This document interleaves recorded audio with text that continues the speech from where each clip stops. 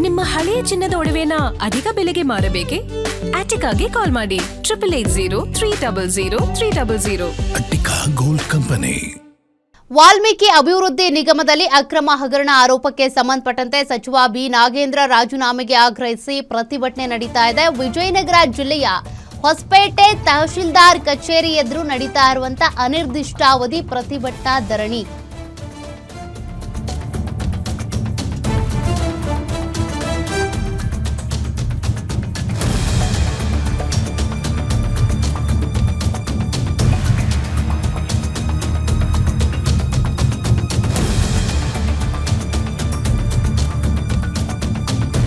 ಹೊಸಪೇಟೆಯ 4ನೇ ದಿನದ ಪ್ರತಿಭಟನಾ ಧರಣಿಯಲ್ಲಿ ಮಾಜಿ ಸಚಿವ ಬಿ ಶ್ರೀರಾಮುಲು ಭಾಗಿಯಾಗಿದ್ದಾರೆ.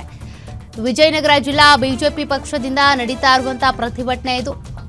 ವಿವಿಧ ಜಿಲ್ಲೆಗಳಲ್ಲಿ ನಾಗೇಂದ್ರ ಅವರು ರಾಜೀನಾಮೆ ಕೊಡಲೇಬೇಕು ಅಂತೇಳಿ ಒತ್ತಾಯಿಸಿ ಪ್ರತಿಭಟನೆಗಳು, ಹೋರಾಟ, ಧರಣಿಗಳು ನಡೀತಾ ಇವೆ. ಸರ್ಕಾರಕ್ಕೆ ಇದೊಂದು ರೀತಿ ಮುಜುಗರದ ವಿಚಾರ.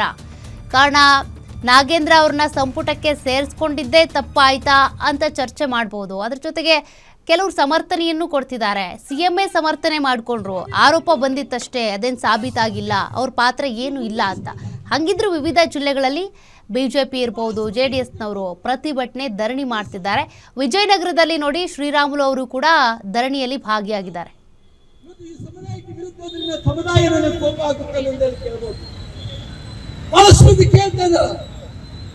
ನಾಗೇಂದ್ರ ಸರ್ಕಾರದಲ್ಲಿ 3 ಮಂತ್ರಿಗಳಿದ್ದಾರೆ.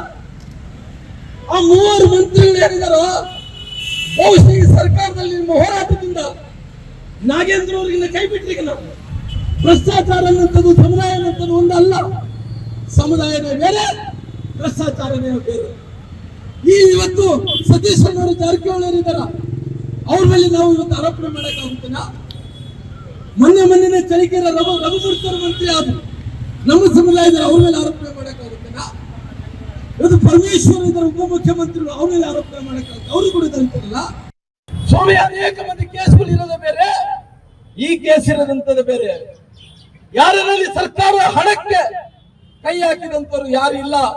ಆದ್ರೆ ನಮ್ಮ ಸಮುದಾಯದ ಹಣವನ್ನು ಕೈ ಹಾಕಿದಂತ ವ್ಯಕ್ತಿ ಇವತ್ತು ಮೊದಲನೇ ಮಂತ್ರಿ. ಇವತ್ತು ಸನ್ಮಾನ್ಯ ನಾಗೇಂದ್ರ ಅಂತ ಮಾತನ್ನು ಹೇಳ್ತಾರೆ. ನಾನು ಕೇಳ್ತಿರುವಂತ ಇಂಥ ಭ್ರಷ್ಟ ಮಂತ್ರಿ ನೀವು ಮುಂದುವರಿಸಬೇಕನ್ನೋ ಪ್ರಶ್ನೆ ಕೇಳ್ತೀನಿ. ಇವತ್ತು ಬಹಳಷ್ಟು ಮಂದಿ ಹೇಳ್ತಿರ್ಬೋದು, ಈ ಸಮುದಾಯಕ್ಕೆ ವಿರುದ್ಧ ಬಿಜೆಪಿ, ಈ ಸಮುದಾಯಕ್ಕೆ ವಿರುದ್ಧ ಹೋದ್ರಿಗಿನ